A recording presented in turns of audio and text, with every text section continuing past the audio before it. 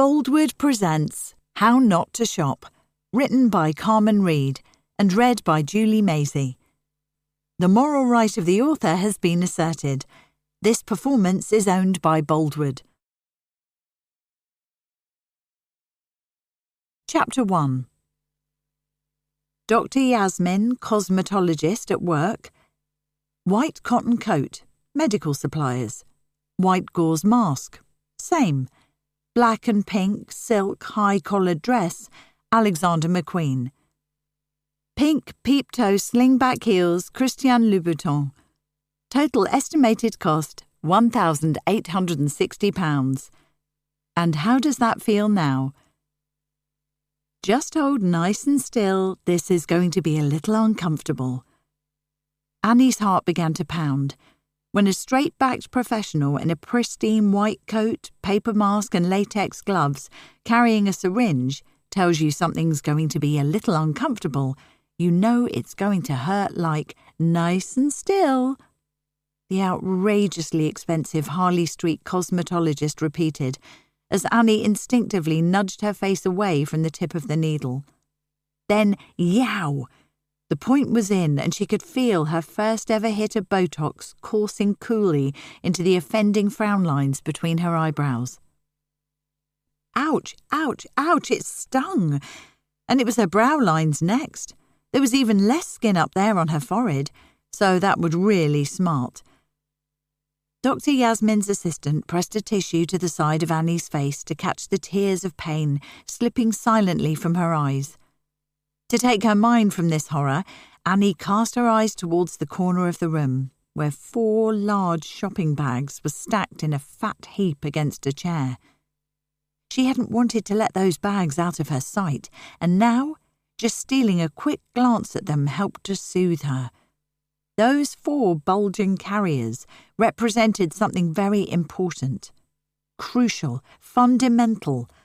Those 4 glossy bags symbolised the end of her old career and the beginning of a whole shiny, brand-new phase. A veteran of self-improvement, Annie Valentine was about to move onwards and upwards in the best way imaginable. For 9 years, she had worked in London's most glamorous, most high-end fashion emporium, and now she was leaving. She had been the store's top, best-known and most trusted personal shopper. She had shopped for, styled and made over women from every walk of life. In short, there was nothing about fashion or buying clothes that Annie didn't know. In several swift minutes, Annie could size you up from head to toe and teach you more about what shapes, sizes, colours and styles you should be wearing than all that time spent schlepping hopelessly in and out of changing rooms could ever do. Working for the store had transformed Annie over the years too. The hair in her tight, high ponytail had become longer and blonder. Her figure, slightly too short and slightly too curvy for her liking, had been lifted and lengthened with expensive high heels, ramrod posture, and a hefty dose of lycra in all the right places. Now that she was in her, late 30s, she was at Dr. Yasmin's because she wasn't going to let some pesky little frown lines give the game away. Annie knew she was leaving more than just a job. Over those 9 years, the store had become her second home. When she'd lost her husband, Roddy, she'd been able to lose herself in the store. When she'd struggled to meet the school fees for her 2 children, her clients from the store had rallied round to give her extra out-of-hours work. Even the new man in her life, Ed, though he understood not one shred about fashion, understood completely the importance of the store in Annie's life. But now she was really, properly going to leave. Leave her job and her monthly commission, not to mention her regular bonuses for best saleswoman, and her hugely tempting staff discount, the kind of discount which meant there were labels she could previously only have dreamed about hanging in her wardrobe, and the staff who had become best friends. Annie was about to walk away from it all because she had been offered the perhaps once-in-a-lifetime chance to become a real, live TV star. Oh, yes, she still had to pinch herself to believe it. After 3 auditions and 2 screen tests, finally the call had come. Now Annie and her ridiculously wealthy client-turned-friend, Svetlana Wisniewski, were going to be the makeover gurus on a new Channel 5 show, Wonder Women. Well, okay, to be honest, Annie wasn't wildly enthusiastic about the series name either, but maybe there was still time for a rethink. The shopping bags in the corner of Dr. Yasmin's office contained the framework of the TV presenter wardrobe Annie had bought for herself today in a 6-hour non-stop retail session. Inside the bags, 2 from the store, 1 from Prada and 1 from H&M, was the culmination of 9 years of shopping expertise. In expectation of the money she was about to earn, Annie had allowed herself to buy several amazing treasures, like the complicated ankle boots from the best shoemaker in London and the jewelled leather long lace sandals by inimitable Miu Miu. Then there were slightly more practical items, scoop neck tops, beads and bracelets from H&M, a pair of vibrant, stretchy dresses by her favourite American designer, and 2 architectural nipped-in jackets, Vivienne Westwood no less. She'd also chosen sling-backed red patent pumps for walking briskly from shop to shop with the women she'd be making over, and an extravagant blue, creamily soft Chloe silk shirt. But the most wonderful purchase of all was the Prada skirt wrapped up in layers of tissue paper as carefully as a museum exhibit. The kind of skirt that you didn't get your hands on just by turning up at the Prada shop and hoping for the best. No way.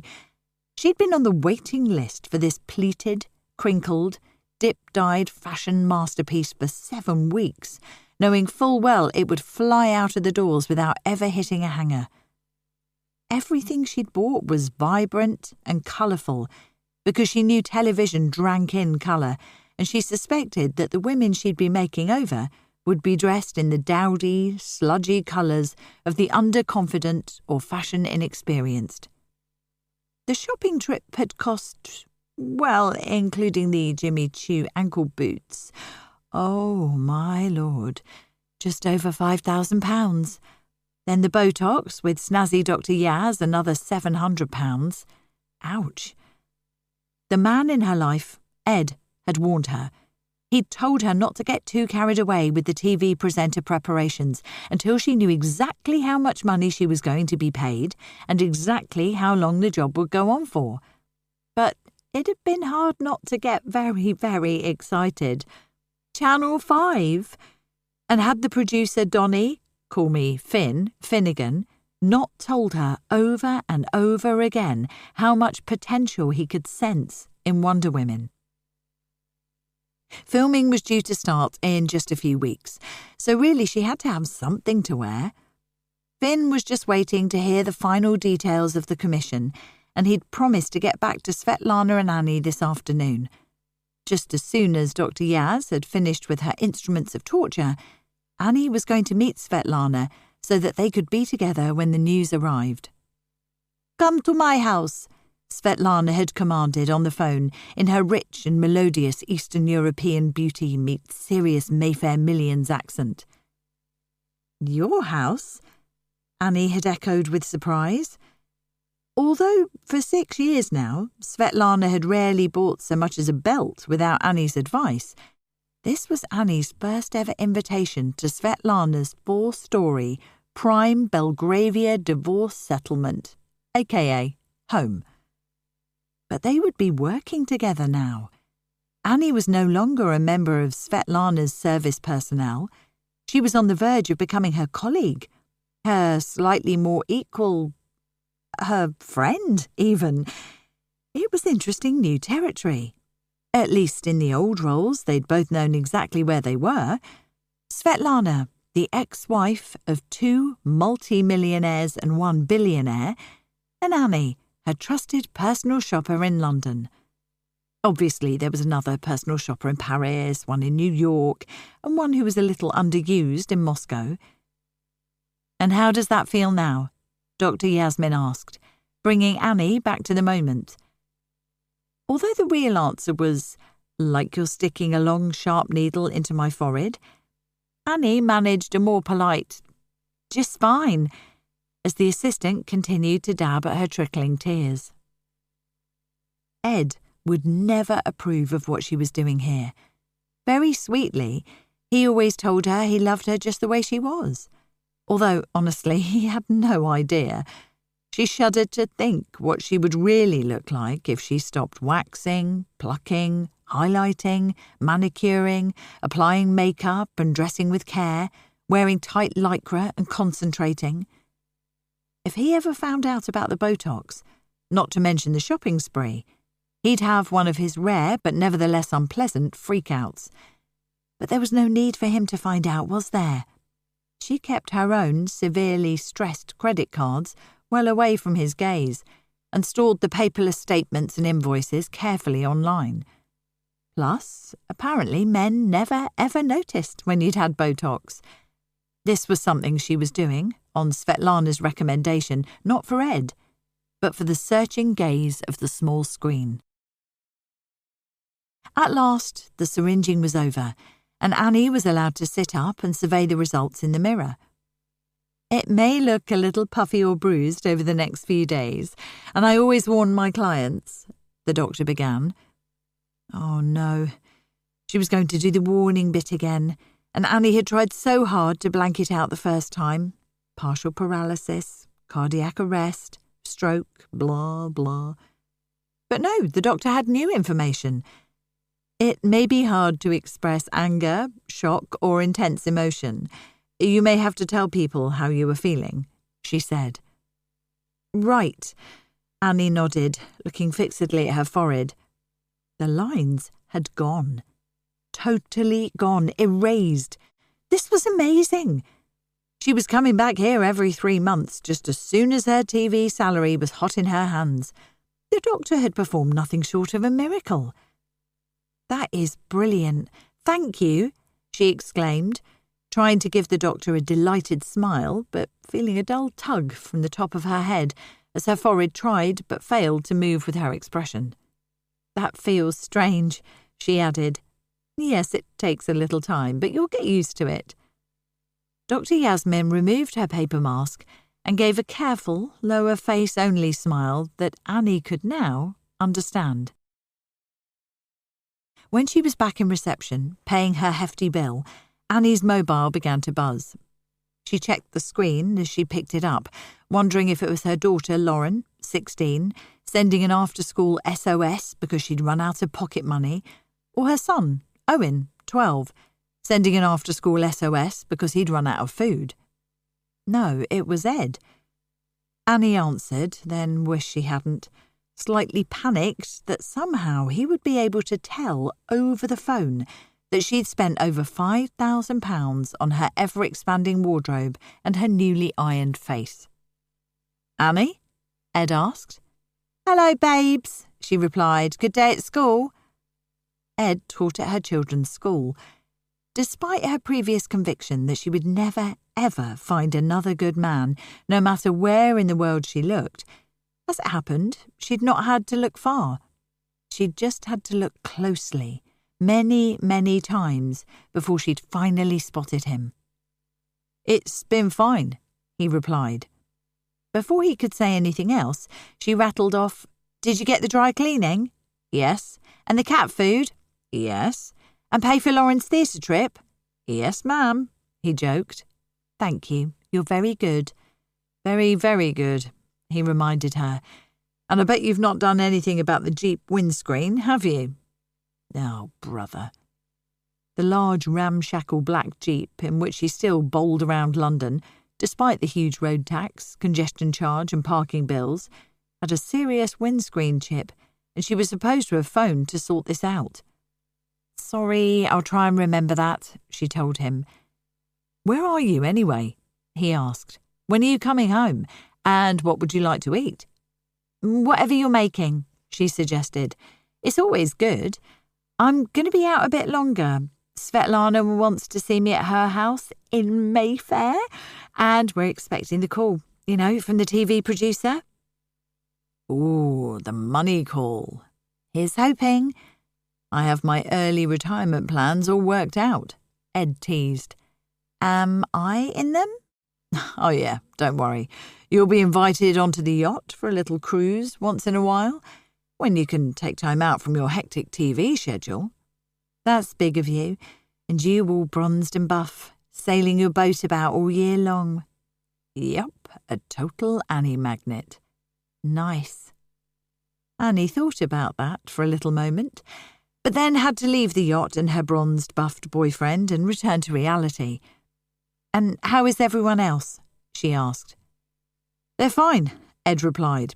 Lauren's still at school, working on something until 6. Then she's here for something to eat. Then she's going to Greta's to talk about their project, allegedly. Owen's practicing his violin for a bit, then eating. Then I'm taking him to Scouts. Family life was relentless.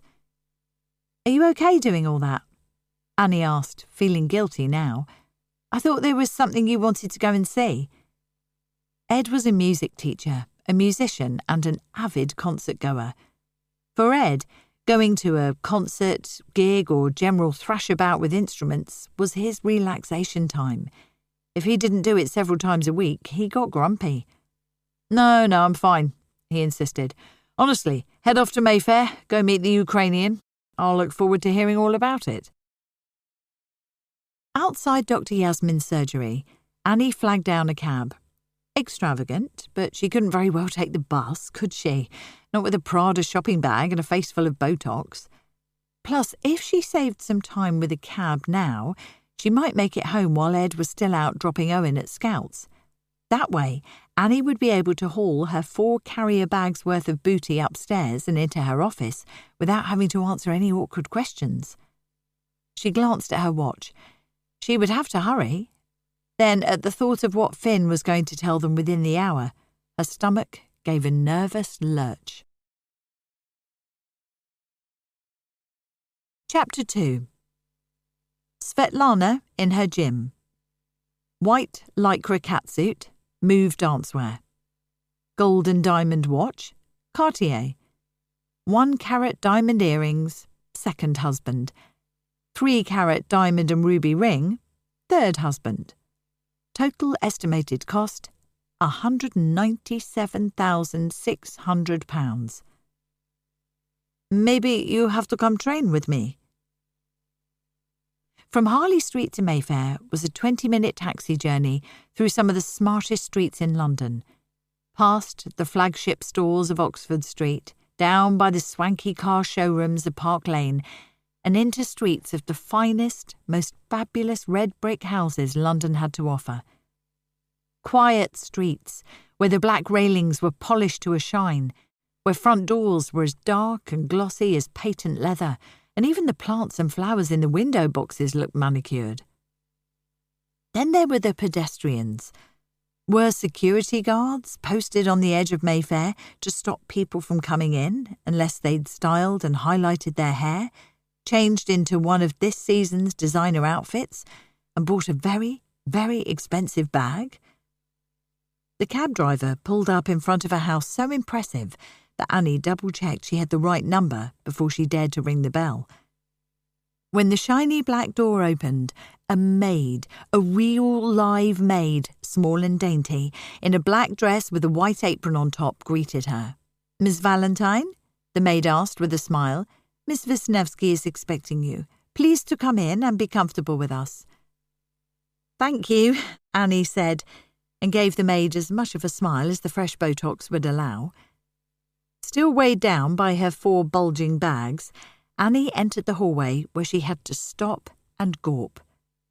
Walls, in fact entire floors, had obviously been removed, and skylights and cupolas had been inserted.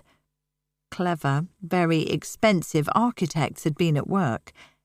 Although Annie had stepped in through the door of a Victorian red brick house, she was now standing in a dazzling white modernist creation.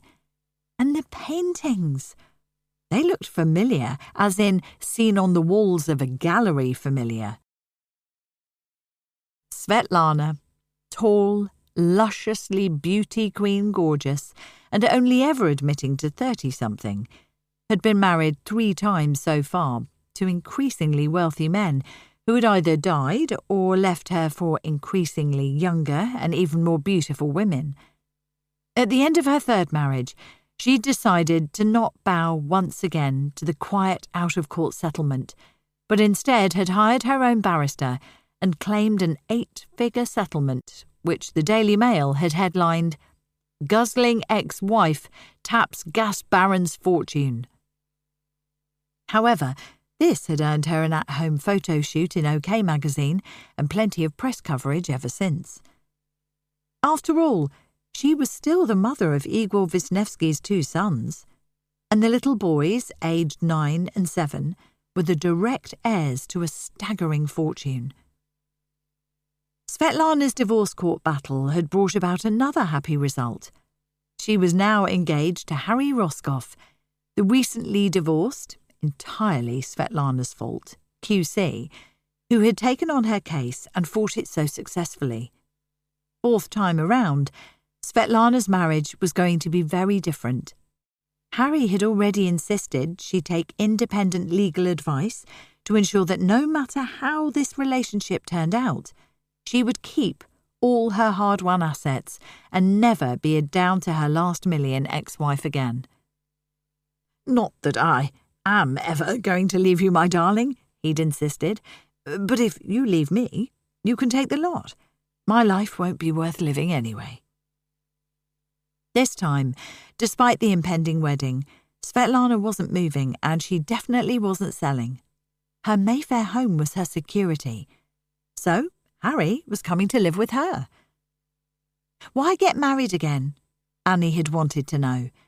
"If Harry's your husband, then one day, if it all goes wrong, he can claim against your estate." "No, we have contract," she'd insisted, before adding, with her most charming smile, "and I love weddings. I love to be bride." Just like its owner, the divorce settlement house was drop-dead beautiful, extremely high maintenance, and flawlessly tasteful, if a touch extravagant. Annie's eye travelled to the staircase, where the original wooden steps and banisters had been replaced with a wrought iron and marble installation. "Miss Wisniewski is upstairs with her trainer," the maid explained. "Oh, right." Annie tried out another tight with Botox smile. "Shall I wait somewhere until she's finished?" No, the maid insisted. "She said to come up and visit her." So, Annie began to follow the little woman up the stairs, their footsteps ringing out against the polished grey marble. The maid opened a door on the 1st floor and announced Annie's presence. "Miss Valentine to be visiting with you, Miss Wisniewski." As Annie took in the huge white room, decked out with mats, mirrors, and an elaborate metal weights machine that looked like a torture rack, Svetlana gushed, "Anna!" enthusiastically. She didn't come over to make her usual greeting of a rapid fire of Ukrainian kisses, but then she was bent over backwards in the crab position with her head hanging upside down. "Hello, my love," was Annie's cheerful greeting. "How's it going?" "Good," Svetlana insisted with some effort. "Lisa is just working on my abs. I pay her to keep them as strong as the dancers."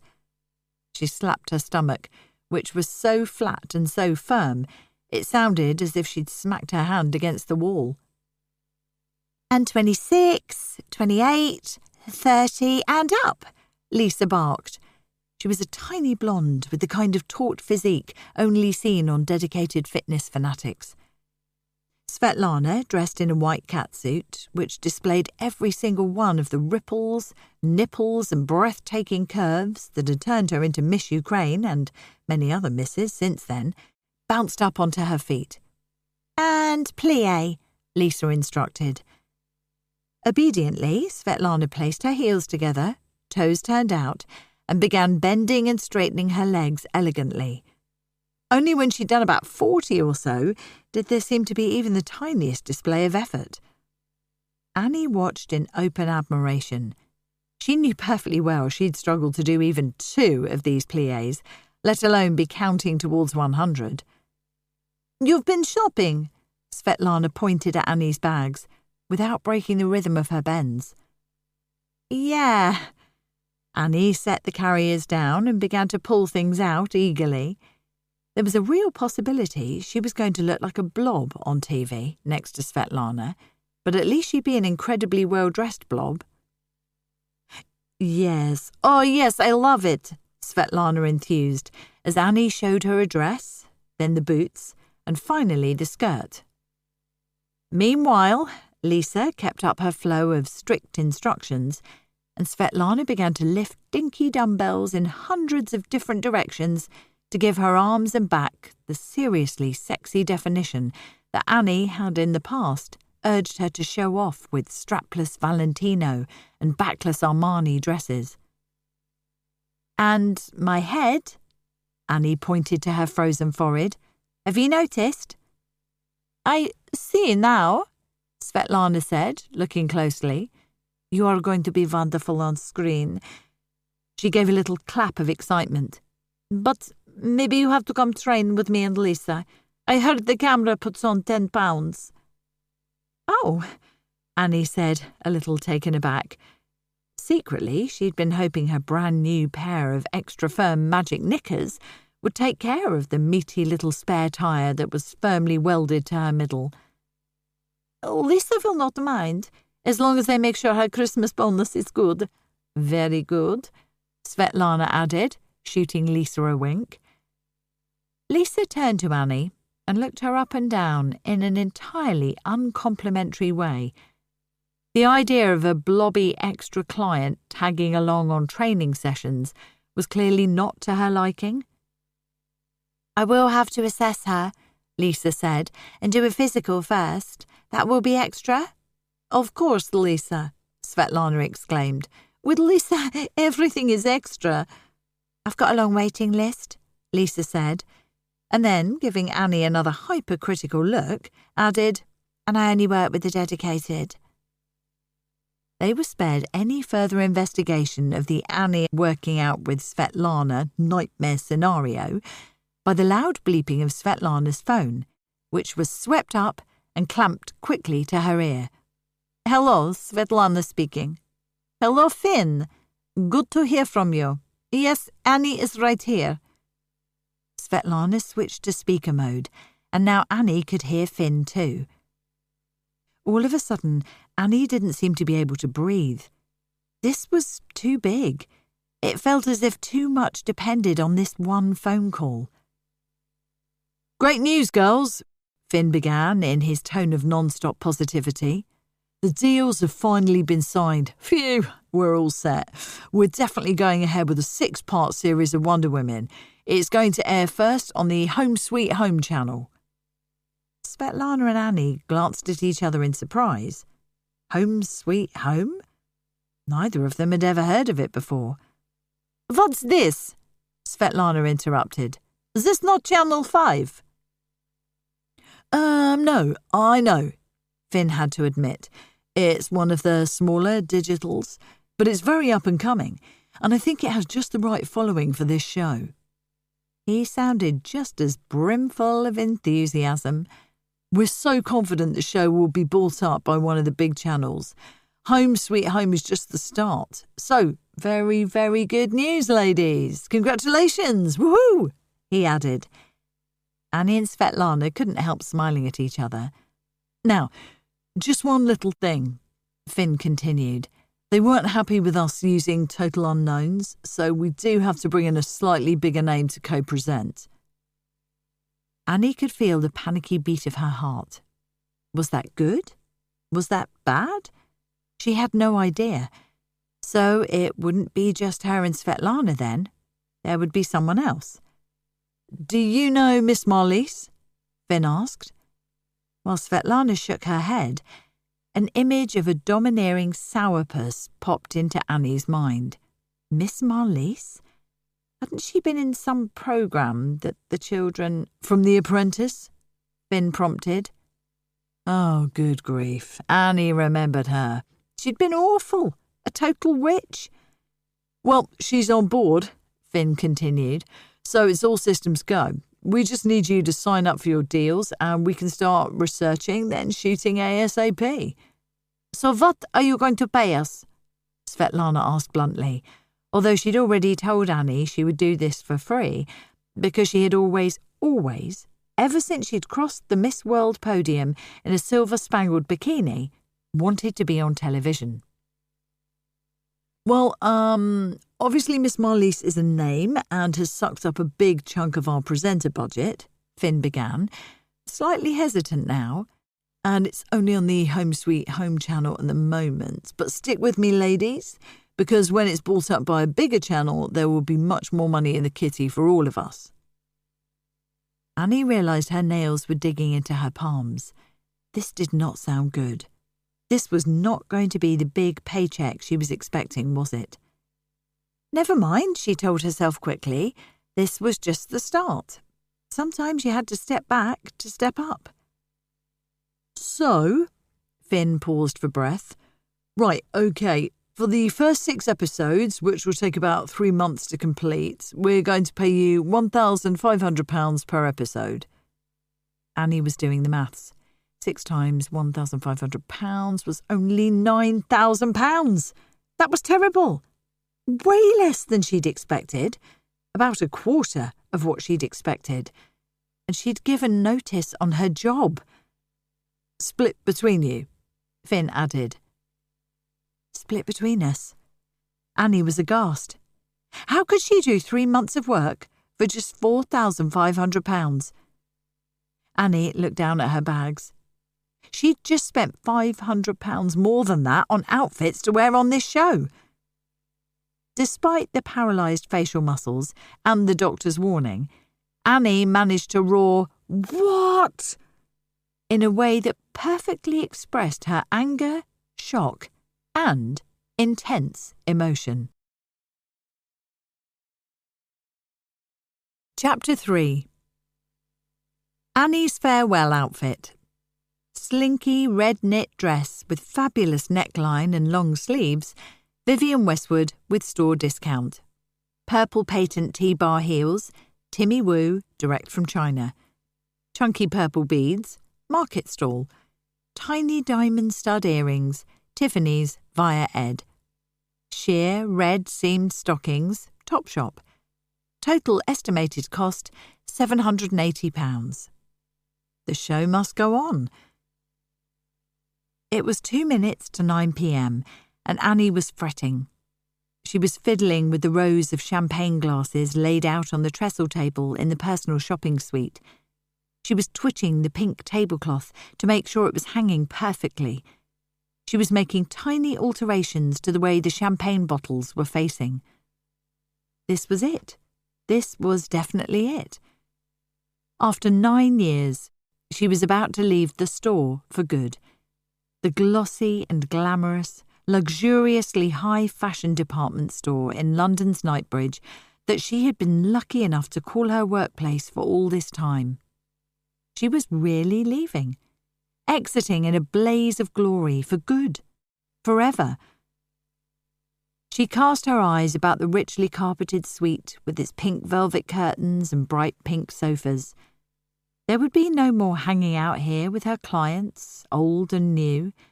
No more gazing critically into those full-length mirrors with them. No more delving through the racks of wonderful clothes brought up from the glittering white and glass floors of dazzling fashion. There was no doubt in Annie's mind that almost as much as the people here, she was going to miss the clothes.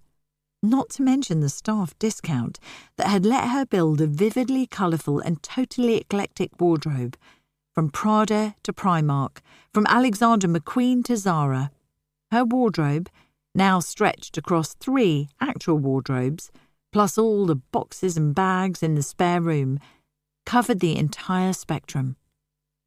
Over in one corner of the personal shopping suite was the very familiar little cubicle that had served as her office for all this time. She'd already unplugged her laptop and packed it away in its case. She'd taken down the family snaps and other pictures from her walls, heaved a huge collection of fashion magazines into the recycling bin, and packed up all the assorted belongings that had accumulated in her desk drawers over the years. Lost buttons, snagged stockings, pins, pens, badges, Polaroids of customers, thank you letters from delighted clients. It had taken several hours and plenty of quiet tears to get through it all. Now, the store was shutting its doors for the night, and the staff, along with Annie's family and friends, were coming up to the suite to raise a glass and wish her well. "You all right there, my love?" Paula, Annie's beautiful, lean, black second-in-command, called out as she sped into the room on teetering heels with an enormous platter of canapés in her arms. "Yeah, definitely." Annie tried to chirp back brightly, but it didn't sound completely convincing. Paula set down the canapés, then swooped over and treated Annie to a long-limbed hug. "I'm gutted that you're leaving us," Paula told her, "but it's so great for you. You're going to be on the telly. You're going to be a star. From now on, the Annie Valentine touch isn't just for the ladies who can afford to shop here. It's for everyone." Well, everyone who watches the Home Sweet Home channel, which, by the way, I hadn't even heard of until yesterday, Annie thought. With a lump building in her throat, she told Paula, "That is so sweet, babes," and hugged her tight. "Let's take a look at you," Paula said, stepping back to scrutinise the woman who had been her mentor and become a firm friend. Annie's hair was tied up in its trademark high ponytail. Her lightly tanned face with hazel eyes, small features, and ready smile looked bright and alert. Paula thought this had everything to do with Annie's session down on the cosmetics floor with the very talented girl at the Bobby Brown counter. She didn't know about the Botox. "You look gorgeous," Paula was quick to compliment her. "You're rocking the Westward. On fire, lady, on fire." The red dress, which nipped, plumped and tucked in all the right places on Annie's bosomy curves, wasn't new. It was a tried and trusted favourite that she knew would not let her down. As she'd always tell her clients, big, nerve-wracking events are not the best time to try out new outfits. You're safer wearing something that you've worn before and can rely on. Why do you think brides are always so anxious? "I'm really going to miss my staff discount," Annie admitted with a sigh. "I bet you are." Nadine, one of the shop assistants, who was just entering the suite, had to agree. She was leading in a posse of about 10 others, so the party was definitely about to start. "She won't need a staff discount," Dale from Menswear countered. "Will you, my love?" He came and wrapped his arms round Annie's waist. "She's going to be on TV. She's going to be rich. We'll be reading about her in Heat magazine and buying her books at Christmas, won't we, doll?" Annie felt a lurching, sick feeling in the pit of her stomach. If only they knew how much she was giving up. She felt as if she was risking everything for just the vaguest chance of small-screen glory. To excited whoops, a cork flew from a champagne bottle. Glasses were passed around, filled and clinked together. Annie could see Jeff and the 2 ladies from accounts coming in. Now there was Dinah, Annie's sister, hesitantly entering the room. But still no sign of Ed and her children, or her best friend Connor, or her boss, Helena Montserrat. Dinah, Annie's younger sister, was a very important person in her life. She lived close by in North London with her husband Brian and daughter Billy. She was a more anxious and less impulsive person than Annie, who kindly did some of Annie's worrying for her, but she was a close confidant and supporter in every twist and turn of Annie's life. "Hey you," Dinah called out and gave a little wave. A much more arty and experimental dresser than her big sis, Dinah was wearing something vibrantly lilac and blue-green from the high street. Whereas Annie liked labels and long-lasting key pieces, Dinah liked cheap, chain store, or even better, second-hand fashion. "Hello, my darling," Annie said, and wrapped her arms round her sister. "I'm so glad you could come." "Wouldn't have missed it for anything," Dinah assured her. "Are Ed and the kids here yet?" "No, but I'm sure they're on their way." "What about the mung bean?" This was their current nickname for Connor, their actor friend. Connor had recently moved to LA because, according to his new US agent, he was totally hot, right here, right now, and he had to capitalize on it. According to Connor's reports, living in LA had not allowed him to carry on the easygoing, boozy lifestyle he'd enjoyed as an actor in London. No, living in LA seemed to involve endless, very serious meetings, eating only tofu and bean sprouts, and sweating it out with a brutal personal trainer for 3 hours a day, which was all so vain and ridiculous that Annie and Dinah saw it as their duty to tease him at every possible opportunity. As Connor was in London for 4 days, for an audition, not just Annie's party, now was their chance. "So, is the whole TV contract thing sorted out now?" Dinah asked her sister in a low voice, but meeting her eyes. "Oh," Annie exclaimed, not wanting to talk about it here.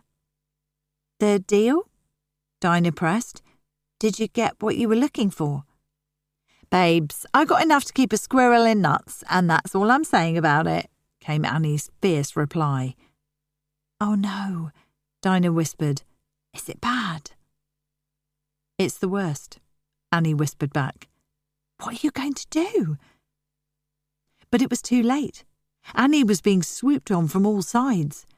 There were so many people to talk to, and she wanted to spend proper time with them all. In the middle of one conversation, she glanced up and caught sight of Ed and her children, Lauren and Owen, in one corner talking to Dinah and Paula, but it was a few minutes before she could break away from the group she was with and get over to them. "You all look gorgeous," she cried. "You've made such a fantastic effort for me." Owen, who had adopted the internationally accepted smart outfit of a 12-year-old, ironed shirt, ironed chinos, passably clean Converses, was the first to get a hug. He accepted it without complaint, even though his mum had ruffled the hair he'd carefully smoothed over to one side. Lauren was kissed on the cheek. Then Annie took a moment to admire her new blue dress. Although it was worn with a self-conscious teenage slouch and some badly applied eyeliner, to Annie, Lauren still looked beautiful. And Ed, bless him, had made a huge effort.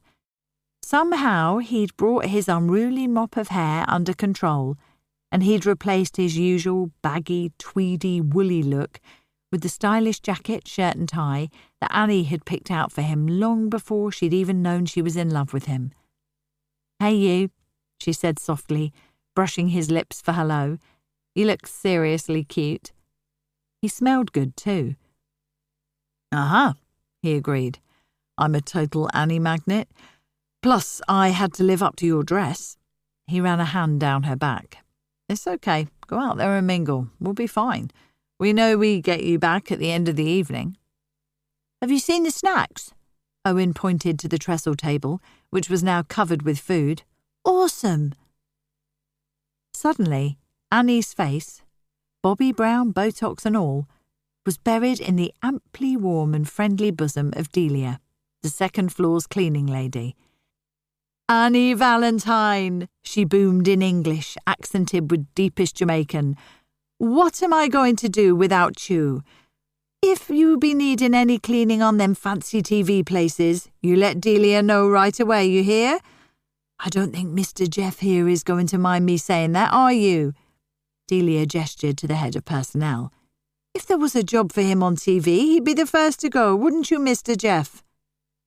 Jeff obliged, with a loud laugh.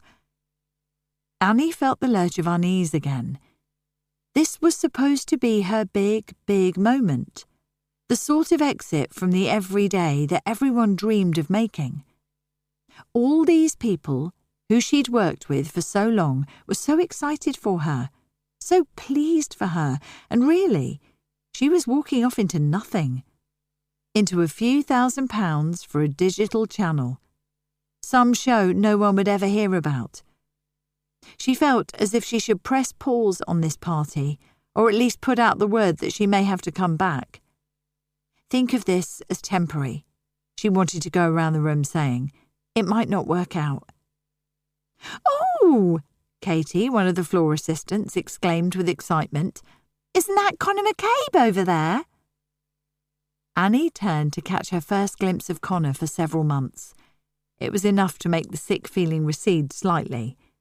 Whatever her problems were, her very good friend Connor usually had a way of cheering her up.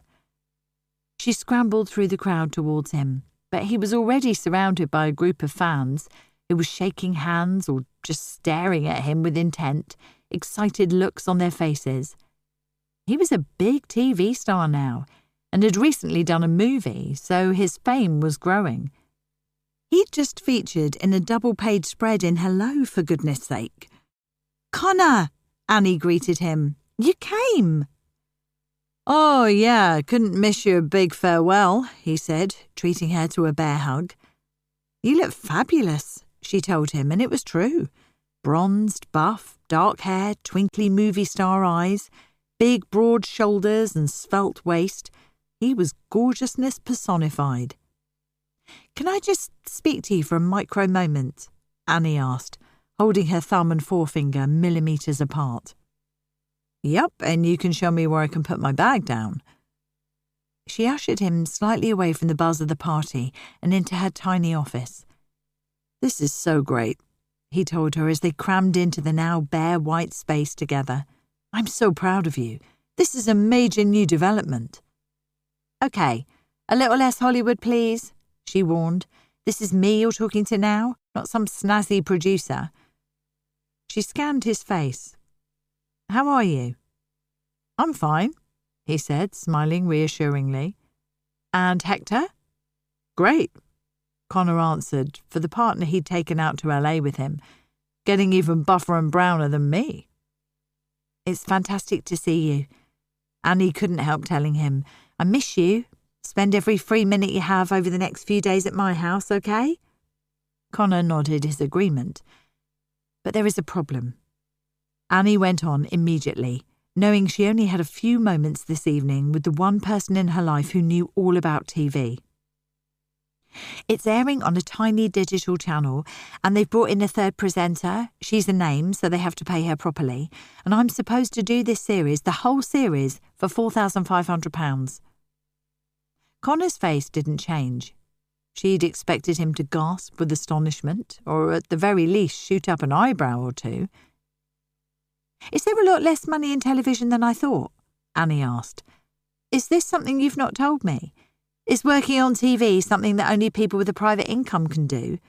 "No, don't be silly," Connor replied. "But starting salaries are low. Everyone puts up with them because they want their shot at the big time. And that's what you've got to do too." He took hold of her ponytail and ran it smoothly through his hand. "Okay," he went on. "Have you and Ed got enough to live on for the next few months if you take this job?" "I've been trying to work out how we can scrape through, and the answer is maybe, just, but only just." "Okay, scrape," Connor told her. "Scrape and work your butt off for the TV company. Something else will come of this, I promise. If the show is great, someone big will buy it. If you're fantastic, someone else will hire you. What's the worst that can happen?" Annie noticed the transatlantic twang, not to mention the vocabulary he was developing. "The worst that can happen? Let's see," Annie began in exasperation. "My children can't go to St. Vincent's anymore because I can't afford the fees. I lose our house because I can't afford my share of the mortgage. And the store doesn't take me back, so I'm unemployed." "Well, yes, that is all quite bad," Connor admitted. "But what are you honestly going to do? Give up now?" he challenged. "Before you've even started?" "No," Annie said with a hint of a smile. "No way," Connor confirmed. "So I have two things to say to you. get out there with a big, successful smile on your face because the show must go on. And never, ever make another deal without my agent. Helena's speech was very kind. Although Annie's boss had only been in the job for 5 months or so, she let everyone know what a valuable member of staff she was losing. She finished by assuring Annie that if it didn't work out in front of the camera, she'd be welcomed straight back behind the velvet curtains. And this stiffened Annie's resolve to leave. She was going to go forward now. She couldn't come back. Even if she wasn't going to work in TV beyond her 3-month contract, she couldn't come straight back to this same job. It was definitely time to move on. Annie's eyes met Paula's and suddenly her vision blurred. Then she was blubbing hopelessly into a cocktail napkin and hoping that Trish, the makeup artist, had thought to use waterproof mascara. The goodbyes took too long and felt too sad and final. What had begun all fizz and nerves like a wedding was ending with weeping and hugs like a funeral. Until finally, Annie was outside on the pavement with her family around her for comfort. Both Ed and Owen had their arms around her waist as they walked away from the store, while Lauren kept up a cheerful commentary on her impressions of the evening. "How are you doing?" Ed wanted to know. "I'm okay." Annie tried not to sniffle. "I'll be fine." "You were great," he reminded her. "What did Helena call you again? Annie V, Queen Bee of Shoppers? Here." He held out a crumpled but clean, man-sized tissue fished from his trouser pocket. "I came prepared." "Thank you." Annie pressed it to her eyes. "So, TV star, are we going home by taxi or by limousine?" Ed joked. "Oh, look!" Annie began to break into a jog. "There's the bus!" Chapter 4. Ed's school uniform. Tweed jacket, can't remember. Thin silk tie, cancer research. Checked shirt, Hackett's via Annie. Chinos, Gap. Battered briefcase, his mum. Total estimated cost, no idea. It's my turn to bring in the biscuits. So, when you say you don't know what to wear, what do you mean exactly? Ed was still lying in bed, although the alarm clock had gone off exactly 7 minutes ago. Annie was already up. She'd slept restlessly and woken early. She'd already spent a whole 40 minutes in the bathroom, twiddling with makeup and tweezers and redoing her ponytail about 27 times until it was satisfactory. Because today was the first day of her new life. Today at 9 a.m. sharp, a car was arriving to whisk her off to the studio where she would meet the rest of the production team and take her first steps in filming. The night before, Annie had thought it was all sorted, her crucially important first outfit at the first day. She'd laid it out so carefully. The new Chloe blouse, a tight red skirt, and the black patent shoe boots, which had looked just so sexy, slinky and perfect. But now, as she held the boots and the skirt up in front of the full-length bedroom mirror, she wasn't so sure. Was this outfit not a bit over the top? A bit too much for day one? There wasn't going to be any actual filming today. It was team talk and getting to know each other sort of stuff. That's what Finn had told her. "You're not wavering, are you?" Ed asked, propping himself up on his elbow to get a better look at her. "You've spent hours and hours over the past few days organising your TV wardrobe, haven't you? And weren't some very expensive purchases involved?" "I'll be taking some of those back," she reminded him. "Yeah, might be an idea," he agreed. The night she'd returned from Svetlana's house with news about the TV deal and her slim salary, she'd needed to pour them both a generous glass of wine. At first, Ed had been even more shocked and disappointed than she had. "Do you still want to do this?" he'd asked, but then answered the question himself. "Of course you do. You've left the store and it's a great chance for you." "Can we manage?" she'd wondered. It's just 3 months, and I'll keep on selling stuff on eBay, at least make a few pounds that way. But we still have the mortgage and school fees, and you have to give TV a try. We'll manage, he'd assured her. I've got some savings that will help tide us over. You have savings? She was astonished. As a woman who lived on the very extreme edges of her budget, whose credit card bills were a source of monthly concern, the idea of savings was just so alien. But then this was Ed, a different kind of person altogether. Why do I know nothing about your savings?